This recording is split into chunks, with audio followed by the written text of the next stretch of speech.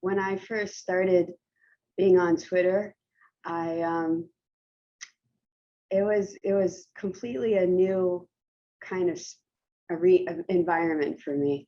And over time, I learned that you could develop real relationships on social media.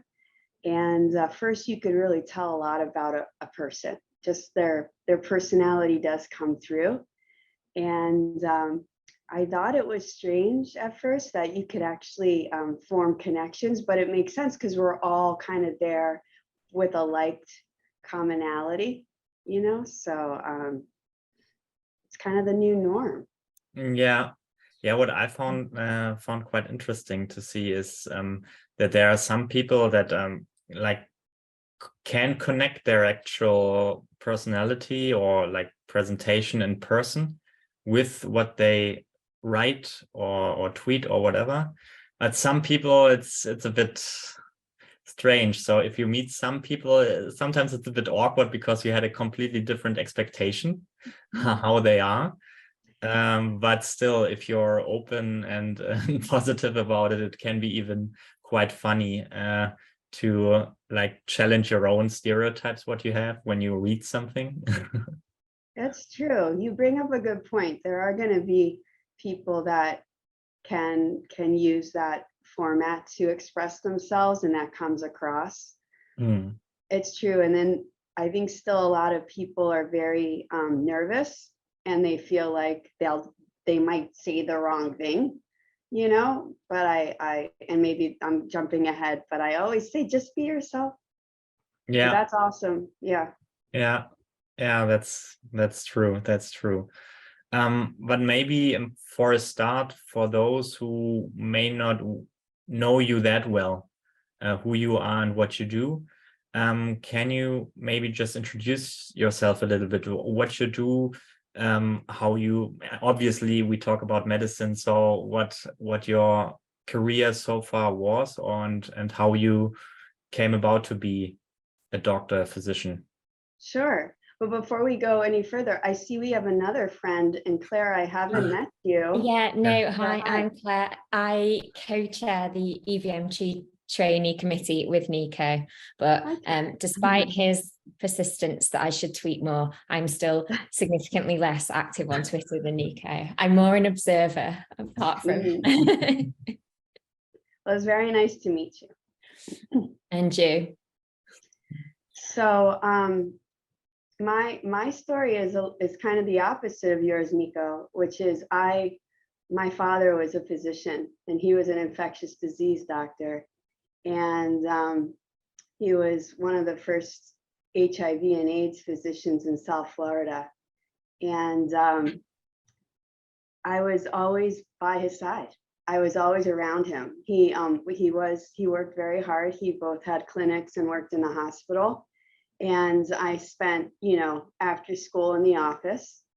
And sometimes I was put to work doing filing, in the old days when there was filing. And he would actually I would go with him to the hospital, and I would sit at the nursing station while he made his rounds. So he was the biggest influence in my life, and I loved how he connected his huge brain and his love for medicine with his people skills. And he told good jokes, and he was a hugger, and he sat on patients' beds and he talked to them. And I just wanted to do what he did. I just thought that there was nothing better than that. So, I always joked around, though, that he was so lucky that I wanted to be a doctor as much as he wanted me to be a doctor, because I'm the firstborn. And yes, he was excited for me to do that. And I am proud that I was raised with a father figure that saw no boundaries as a young woman, right? So like the sky was the limit for me. He didn't see that. And so when I went to medical school, though, I actually stumbled upon pathology without really realizing that was going to happen. And I fell in love with the histology course, and I really liked pathology in general and understanding the mechanism of disease and how it was taught. And I found that the pathology teachers were the best. And I was a tutor. And I just thought, I really, really like this area. So then jump to your clinical rotations. I made sure that my first few clinical rotations were in pathology. So many people in early medical school, and even my own father was like, I don't get it. You like people, you're so good with people, pathology, you know. So in fact, you know, my father's dream was I would be an oncologist. That's what he saw, yeah. So, but I just really liked the microscope and being able to help in that area, in the diagnostic elements. So in my clinical rotations, I did confirm that that's what I love to do. And when I teach trainees to kind of figure out what you want to do in life, you may follow your heart.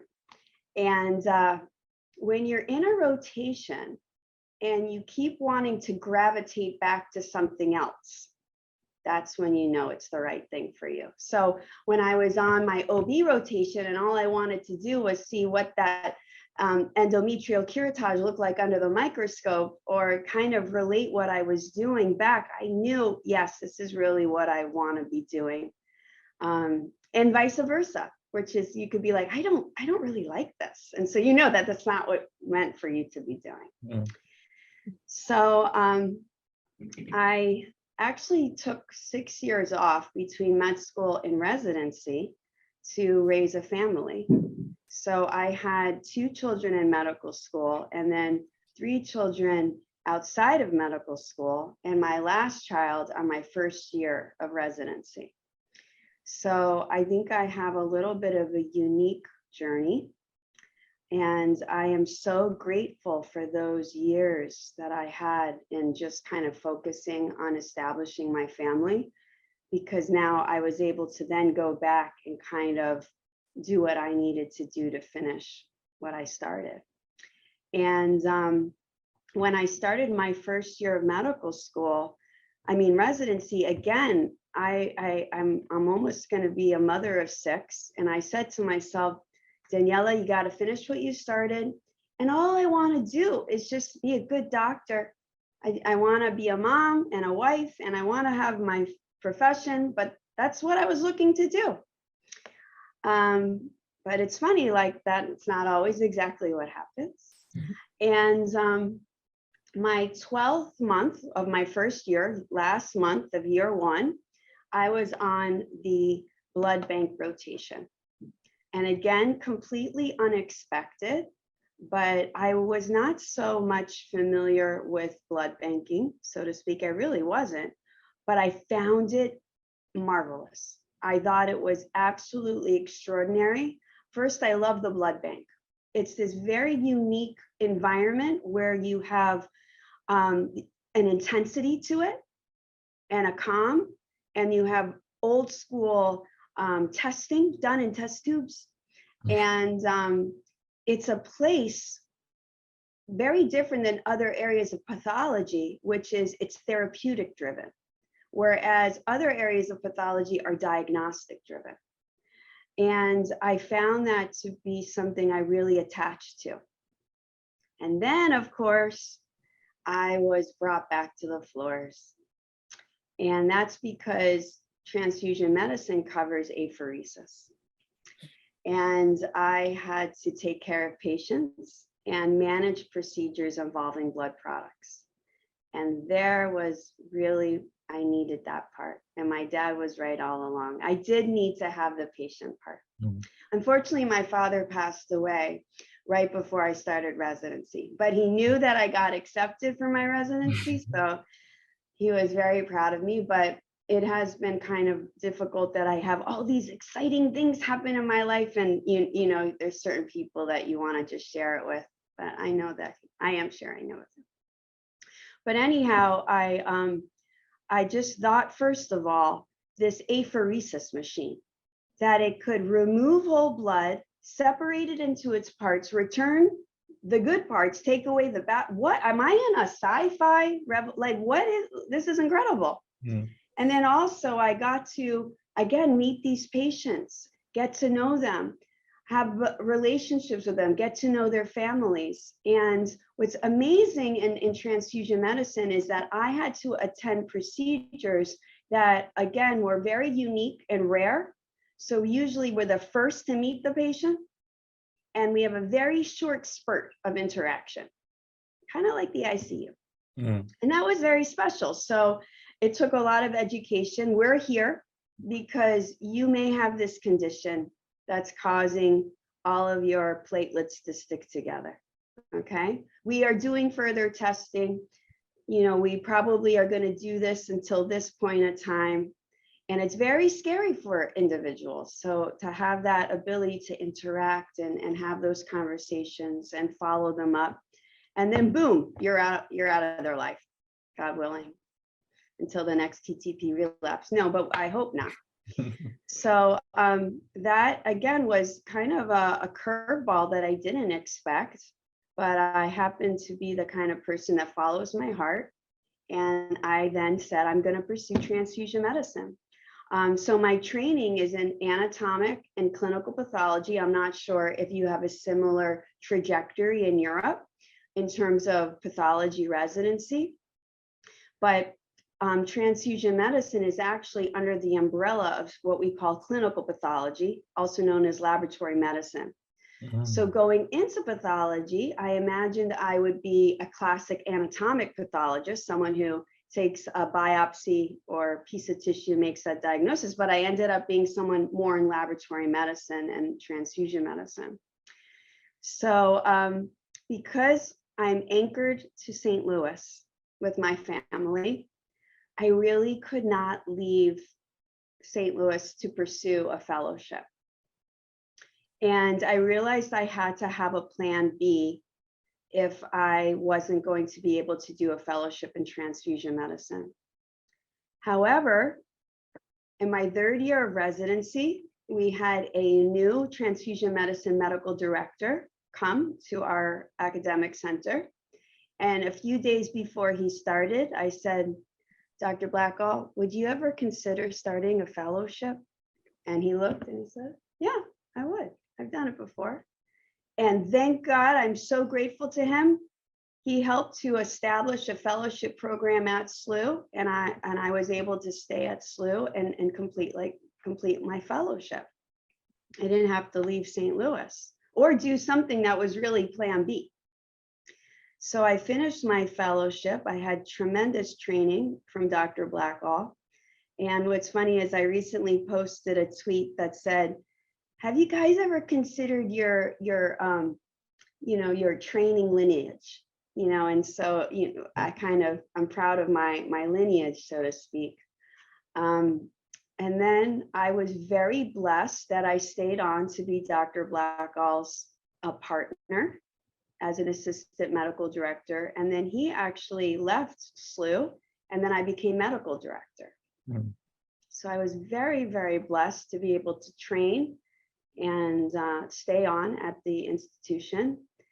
And then recently, I was asked to come over to the blood center side as Chief Medical Officer of Impact Life. And so I'm very grateful. I almost feel like I was catapulted to a few different layers. And I've just enjoying so much this profession. I also stayed on as an assistant professor of pathology, and I teach the Introduction to Pathology course to round out and my love for teaching. So kind of like going back to that ground zero of like being so and admiring so much this pathology course. It was a dream of mine. One day I'm gonna teach this, and here I am. So I hope that gave you a little insight to who I am and where I came from. Absolutely. Wow. It's an incredible story. And actually, it's really interesting to hear just how different the training pathways are. So here in the UK, transfusion medicine falls within the branch of hematology, but then our hematology here actually is hempath and the malignant side, which I think is different to everywhere else in Europe and things. And it's the different training that people have to end up where they are, and how like similar roles can be very different in different healthcare systems. So just for a bit of scope, obviously the US is a huge country. Would each institution have a transfusion director sort of thing, whose job would be primarily transfusion related? Yeah, that's a great question, because it comes up when trainees or even med students say, what can I do with that training? So, you know, when you're a specialist in transfusion medicine, yeah, you can, and at an academic center, there's enough work to actually be a medical director of transfusion services.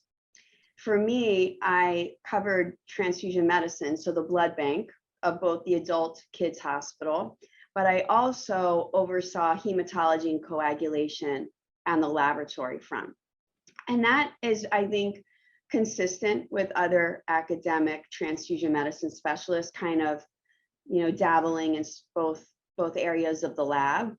And then plus or minus, you would be overseeing apheresis, and that could be subdivided into clinical therapeutics plus cellular therapy. So at my institution, I oversaw clinical therapeutic apheresis, where my colleague oversaw cell therapy, and that included ECP. Now, there are also individuals with transfusion medicine backgrounds, but also do anatomic pathology, and at smaller community-sized hospitals, they do anatomic pathology mostly 90% of their time, but they're also responsible for the clinical laboratory. And so a background in transfusion medicine goes a long way in that area, because most of your clinical pathology challenges, issues, consults really fall in blood banking. And well, in Germany, I think it's quite the same, that but it's somehow divided. So for now, with the whole CAR-T thing, it became more apparent. Everyone talks about apheresis now, and never have heard of that term before. Maybe most of them. In Germany, it's you have these transfusion doctors who are hematologists, but people who are mainly focused on apheresis or blood products are more laboratory medicine doctors. So but I think it's the same with you. I always find this quite interesting, where an area is where people like intermingle and need to but work on about the same problem. So what I really like is, because that's, I think, quite unique and an important message, is because you had something, it was your decision. You took always the decision. You want to have your family, but you also want to do, you want to be a good doctor, and you want to do maybe a fellowship and ask for it. I think that's quite an important message, and really good. I mean, it feels so good to see that, because I think being a trainee is often considered to have a mentor and follow this mentor, but no, you also have to have your visions and try to develop this on your own. If you find some help, that's good, but you need to trust yourself somehow a little bit also. Well, I really appreciate that. Yeah, because during my residency training, the transfusion medicine specialist role was unoccupied. So I called myself an orphan for some time. And so I reached out to ABB, and I did get some mentorship. Are you guys familiar with ABB? It's the United States. It's really international, but it's sort of our transfusion medicine organization. And I was attached to a mentor. Her name is Nancy Dunbar, and she was phenomenal. And for a year, every month we would talk.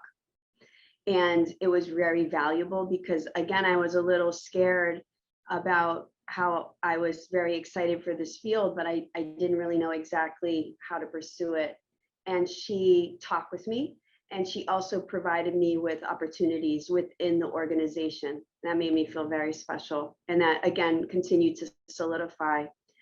But to your point, Nico, and that's something I also try to convey to trainees, is that everyone may have their own path. and that there isn't one way to get to someplace, and that you know, that if a person has certain needs, you know, that they should take them seriously. And I do have a, I'm sorry to kind of, maybe this isn't part of the conversation, but I do have a dream one day. And, you know, for me, I felt like as a woman, I was able to spend the time I needed that was valuable to me at home. And it would be a dream of mine to create a paradigm for other women to like be able to do some training, take a break, and then be able to continue on at a time when they don't have to worry about certain period of their life, you know, because there is this push. And when I was a med student, even earlier, I would meet with a lot of female physicians, and I'd say, so how do you do it? How do you become a doctor and a mother? And I heard over and over again, you know, don't make the mistake I did and wait to have children. And that scared me. So I didn't. And I didn't want to, because that to me, from a very early period of my life, was very important to me. And so I wish that we could also create, and I think Europe is much better at this than America, but kind of creating this very special culture and model and paradigm to allow women and possibly men, I think women, because, you know, they have this time period where it's restricted, that it could provide this this special, you know, ability to kind of do it all. Why not? Mm-hmm. And what were the challenging things? So obviously you had the time out and you had your 6 children, and then obviously you're going through a process where you're still training to do what you want to do, and there are exams and things that come alongside that. How did you balance it all? So I started drinking coffee at age 30. I realized, and when I started coffee, I was like, this is incredible. Like, why didn't I do this before? So, you know, while you're, you know, have these young children and trying to make the time, like, I definitely think you have to have the energy and the determination and the discipline to make sure. While I was in those 6 years outside of, you know, a proper formal training, I started a educational platform in wellness and nutrition. And I also maintain relationship with St. Louis University, and I would attend pathology seminars and some of their conferences, so that I was keeping my big toe in to some extent. And so that it helped me, so that it wasn't completely, you know, like being out of it. The first year was hard though, going back. I think not hard because of my mind and the intellectual, it was harder because my life changed so much. Wow. And so you have to really set your life up for both places. Yeah. Well, but somehow I'm completely agree, but because you alluded to Europe, at least in Germany, it feels somehow that there is, and you also said it, is there is this pressure to do everything, to not lose any time, and to do it right? And there is not what you said. There is always give people the freedom to do what they want. Some people don't want the right path. They want their own one. And specifically in Germany, there is this push and this quite harsh tone, even for young colleagues, to like, okay, you need to have a plan. You need to be finished at 30 or whatever. And because you don't want to lose time at all. Otherwise, you won't get a position at any time in your future. So I think that's a horrible future to look out to for young people. I don't like this at all. Yeah, and it's so like puts you in a box. Yeah.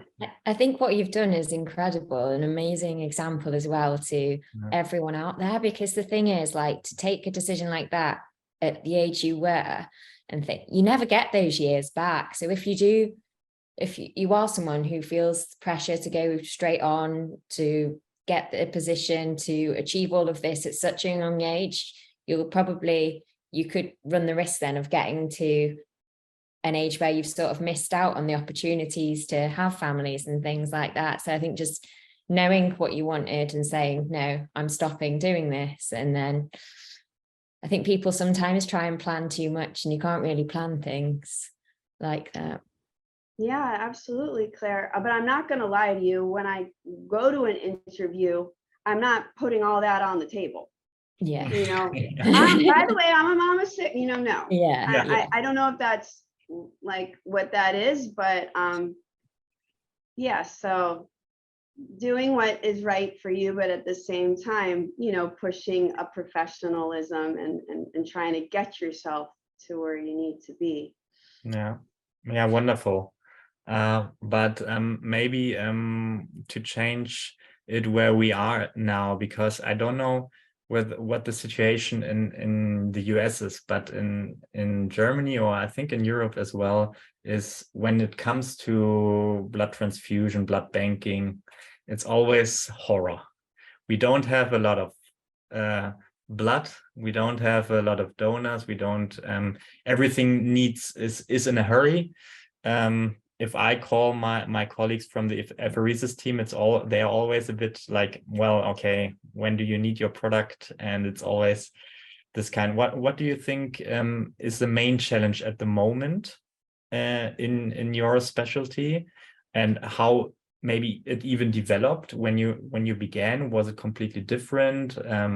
Yeah, to give us a little bit an overview what the main challenges in your field are right now. Yeah, I definitely think that we're having some trouble filling fellowship spots. So that has that domino effect of making sure that hospitals are covered. And I think you're saying that you're experiencing that probably in Germany and other countries as well. So we also have challenges at the laboratory level, filling laboratory technologists, laboratory medical scientists.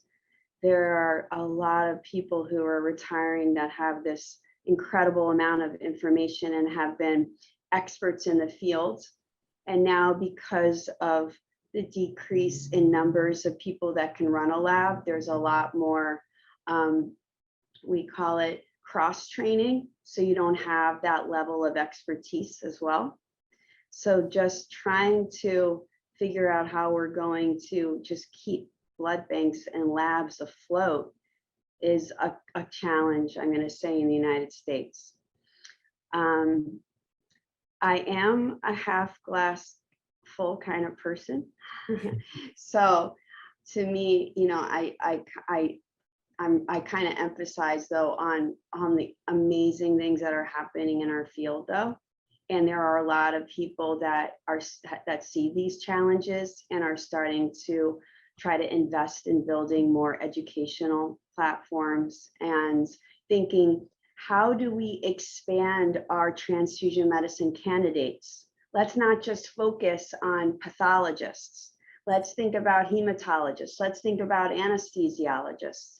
So with the challenge, it may be that we come up with a really great solution, or it brings a new mix of ideas.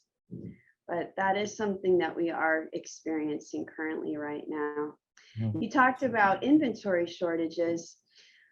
I think that we have a challenge with the change in donor age, donor culture. And I don't really know what to think about it yet. We're in right now in the United States, more so of an altruistic donor culture, meaning people donate blood for free. They donate because they volunteered to do that. But we have an aging population that, and perhaps as people in the younger generations, we have to recruit using different ways and using a paid model. And we're all trying to figure out if that's okay. And so these are kind of the things that are on the table right now, just being able to maintain blood on the shelf. Mm. Yeah, we've just come off the back of a national big red alert in that the NHSBT were at critically low levels of blood supply. So every hospital had to try and ration, and actually it was a good way to educate the wider communities about things like patient blood management. But one of the major problems that we have here in the UK, particularly with the altruistic model that you talk of, is the discrepancy. So one of our biggest users of blood products are our sickle hemoglobinopathy population, and they require extended phenotype matching and things like that, and tend to have these blood groups that wouldn't necessarily reflect the majority of our UK donors. And so we, particularly for those populations, we often run really short. Do you find similar sort of situation in the US? And Oh have yeah. you any novel ideas of how we might make that better? Yeah, so in terms of being able to provide sickle cell disease patients with the best blood products, I think in general in the United States, because I just put out a poll on this, which is amazing, Claire, that you asked. How do, and really the polls, they go on a global level, but I happen to notice a lot of Americans did respond. So what is your policy in providing extended phenotypically matched to sickle cell? So it looks like for the most part, people follow ASH guidelines that are saying at a minimum, you want to be able to match C, E, and big K. I would like to take that actually one step before, and I think all sickle cell patients should be molecularly genotyped. Okay, so that should be step one. Step two is after that, all sickle cell patients should be then phenotypically matched for big C, big E, and big K, if that's appropriate. And then the question is, if a patient begins to alloimmunize, whether it's for the big C, big E, big K, or anything else, should you then provide antigen negative blood or phenotypically match them and extend it to the fullest? And I think that that's where the difference in opinion comes. And the reason is because I don't think it's very clear cut. There are some of these sickle cell patients, some individuals who become hyper responsive, and it doesn't matter how well you match them, and some don't. They just develop one or two antibodies, and it's fine to provide them with the blood that they alloimmunize. But then the second question is should we be matching them to the antigenic level? And that requires what we would say premium blood. And that's antigenically matching them to donors that are probably ethnically very similar. And so that could be a place where we might need to pay, and so is that wrong? I'm not sure. Yes. Mm. Well, we have here, I think in general, a paid model. So people come to the blood bank and then they get, I don't know, I think 50 euros or something for one donation. And for plasma, I think it's even 70 euros. And they get a free lunch and everything is fine. But still, we have a lot of shortages. And I experienced that in transplantation. We have every time we have this red sentence, we have a shortage and only transplanted patients receive blood products. But then there comes a point when you have a thrombopenic patient who is refractory to, let's say, normal platelets, and then you ask for HLA matched platelets. And I wanted to ask you whether you have experience with that, because in my experience observation, I don't think it's really, really that helpful, and it costs a lot of money, and it's a lot of effort for everyone to organize these things. Do you have any experience with that, and what do you think of it? I totally hear you, Nico. So you have a patient who presents with something like platelet refractoriness and could be immunogenic, non-immunogenic. And based on their situation, you might say, I want to work this patient up for possibly immunogenic causes. And when you do, you find that they make anti-HLA antibodies. So with that information, you should probably provide them with HLA matched. And I have found, like you, that it sort of feels something like voodoo medicine, because sometimes it works and sometimes it doesn't. And then you give them a shelf platelet and it worked. And then you gave them this fancy platelet and it did nothing. Exactly. And it takes tremendous coordination. So from the blood bank side, we would do the testing. We would coordinate with the blood center. Now I'm on the blood center side. And then we would recruit the donor, and we would, we would monitor the increments and bring that donor back if it worked, and kind of defer them, if it didn't. Mm.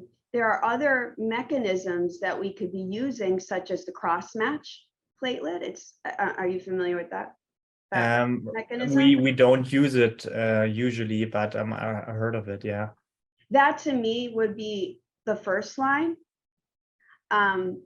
But I agree with you, and it could be that we're missing some mechanism there. I mean, it makes sense, the immunogenic HLA or anti-HPA, and we do look for those things. And sometimes that there's a correlation there, and sometimes it's not. And it takes a tremendous amount of coordination and possibly even money, because you're paying for that, like we're saying, premium blood product.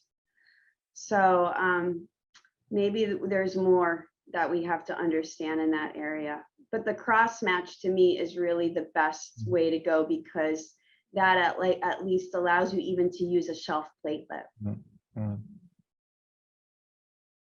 And what do you think of, I mean, it's at least for me, I noticed that it's a big topic, and there was a recent blood paper about it. And because obviously that's the goal, to keep us not talking anymore about shortages, to produce our own blood in the lab. So what do you think? What is the latest status, and what do you think? How far can we go with that? Wow, for me, it's very exciting. I asked one of my current mentors, who's about 30 years my senior, what do you think? Are we gonna shut down? Like, is a donor center gonna, like, do we even need people anymore? And she said to me, Daniela, when I was at your stage, I thought the same thing for synthetic blood products. They were going to come in, they were going to make them, and then there was going to be no need for volunteer donors anymore. But we're 30 years later, and you see. Yeah. So the funny thing is, she said the same thing, is sort of, she sees, a correlation with this, farm fresh blood. I don't know if I see it that way. I think that we are in a different state where science and technology can grow exponentially, and we can take, so the big question is, can we commercialize this? Is it only going to be used to create reagents, or can we really make this into something where we're making blood products by the thousands? Mm-hmm. So that's going to take mass scaling. So can we turn to Microsoft and ask, how do you take a laptop and make it available on a global level? Maybe we need to turn to some of those people and say, how do you do it? It was brought to my attention, and this is where, my rose-colored glasses is, oh, I hate to say this, but maybe there are people that don't want this to happen. Maybe it will hurt other areas of industry. I don't know. But someone brought that to my attention recently, and I was like, oh, that's so sad to think about. But I think it is so exhilarating, so I'm going to be keeping my eye on it. And in fact, I do this similar kind of podcast thing on Twitter Space called Blooducation Baristas. And in January, we're going to be speaking with Dr. Toy, who's the lead of the Restore trial. Because I'd love to hear his journey and, you know, just more about what they're doing and the science behind it. I hope that answers your question. Absolutely, and we'll have to tune in January to hear all. We'll trade podcasts. And when we go on, so you have a wonderful blog, which is really lovely. And how did you come about to create this Blooducation? How did it all start? You on Twitter? Yeah. So I never used social media before 2017. It wasn't until I went to an ABB meeting, there was this whole hype about, you got to use Twitter. And I was like, how do you use Twitter in science? Like, how, that is so weird. But when I got back to St. Louis, I was studying for my pathology board exam, and there was all this hype in my field. Use Twitter, you'll learn pathology. And I thought, that's interesting, I'm curious. So I started an account, and I was kind of blown away by the content. And so I entered into Twitter from a pathology lens. And I entered it when I was a fourth-year resident, trying to study for my boards and learn really cool cases. And there's this really beautiful, how would you say it, group, committee, organization on Twitter called the Path Tweet Award. And this is a group of individuals that scurries pathology Twitter and will give will collate all the best tweets of the week. And this really helps to elevate the content in pathology Twitter. And what happened was I started getting involved and started to create my own content. And I filled a niche of blood banking that really didn't exist, because most pathologists were tweeting about anatomic pathology cases. So I started to add to that and do transfusion medicine and blood banking. Now, it was actually a very good friend of mine, a colleague that I met on Twitter. Her name is Sylvia Benjamin. And she, many years ago, actually coined the word Blooducation. So I then started using that word, and because I loved it, and it just sort of took off. So Blooducation is the hashtag for anything involving medical education in the field of transfusion medicine. Yeah. So I kind of started to add that to my tweets and kind of just filled in a niche of knowledge that was needed in our unique area. Yeah, I mean, for me, pathology in general, I think is one of the greatest things to follow, because it's so let's say easy to create content with it, because you have a lot of pictures and you can follow up with these questions. I'm not at the stage now where I can use that for exams. That's sometime in the future. But Claire also told me that she used these kinds of things like threads and everything, because if it's done perfectly, I think it's much better than any multiple choice test you could have had in med school, at least for me. Yeah, no, I definitely agree. And I credit you and things like this for getting me through my FRC Path exams a few years ago. I think just as well, the accessibility of it, you don't necessarily feel, oh, I'm going to sit down and study now for a few hours. You can literally be sat on a train, just flicking through. And I think that's almost when you remember things more, like little snippets of things that you can access anywhere. It's really, really helpful. I agree. And it can help you personalize your learning. I just read this gorgeous tweetorial this morning that was on DOAX. It was written by a pharmacologist. And so, I mean, also, I don't have access to pharmacologists very, very readily available to me. And he wrote, and it was very easy to read. I'll send it to you guys, and funny, you know, so it has videos and it has GIFs. And so it feels good to learn from them. Makes Yeah. it fun. Learning has to be fun. Yeah, and kind of what's it called, like these minutes, you know, these where you just smile, and but it's also serious, so it's a right combination.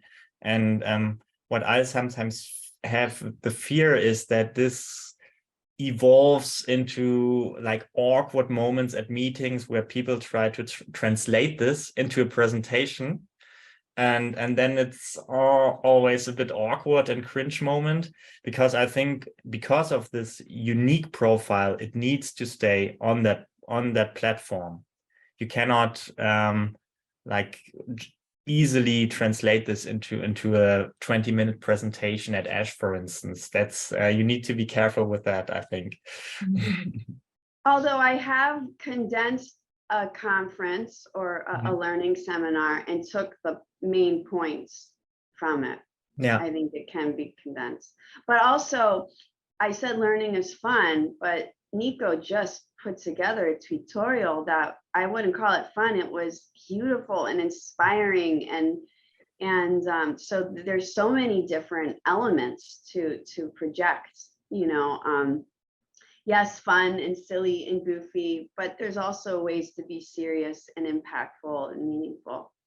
well, I'm a German, so we always live with a heavy toe and with a certain moment of sadness or whatever. But yeah, I thank you very much for that. But let's maybe wrap it up with your what do you think? What do you want to give your children? Do you want to also make them being a doctor?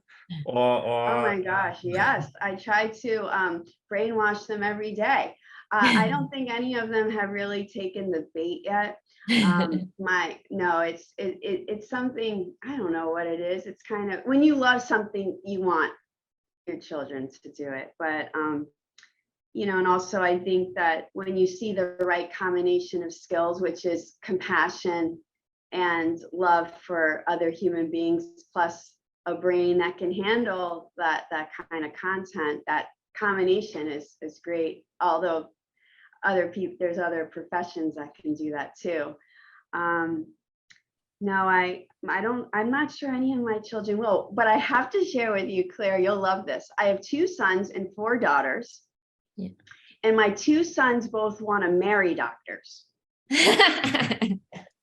So I think I can live with that. Yeah. And I think I've done my job, so that my own sons think that, you know, it's a great thing to marry a doctor, and that, a female is, you know, can be the doctor in the house. So why is that? Is that like why? What's the impetus?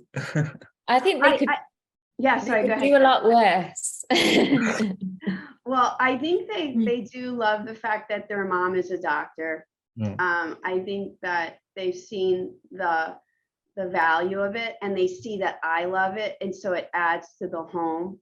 And I don't want to say they want to marry their mother, but they would marry a doctor, or they think that, you know, being married to, you know, because, you know, growing up, you would always say, marry a doctor, you know. Well, a woman should marry, you know, but so there's, I'm Jewish, and so you want to marry a nice Jewish doctor. So my sons now will marry a nice Jewish doctor. So the tables have turned. Yeah, wonderful. I've never heard it, but it sounds wonderful, and we couldn't be more grateful that you shared your time with us and your stories. Really inspiring. I'm still inspired, and I think Claire as well. Absolutely. And I really, what I love really is that you find people you never met, and it's you're somehow hooked. I don't want to compete with your husband, but it's really inspiring. Thank you for your Thank you, stories, and guys. thank you for your time. It's my pleasure. Thank you for asking me to speak with you today. It's like just growing our friendship. So it's so nice. To me, it's like, you know, the modern day version of a pen pal. And so now we get Yeah. to meet each other and continue that friendship. If you're ever in St. Louis, you're always invited to my house for what a nice meal. I would love to have you over. Oh, thank you. Thank you very much. You're Thank you welcome. for your time, and have a great day. Thank you. And night, guys. hopefully speak you and follow you soon. Okay. Absolutely. Bye. See you. Bye. Bye bye.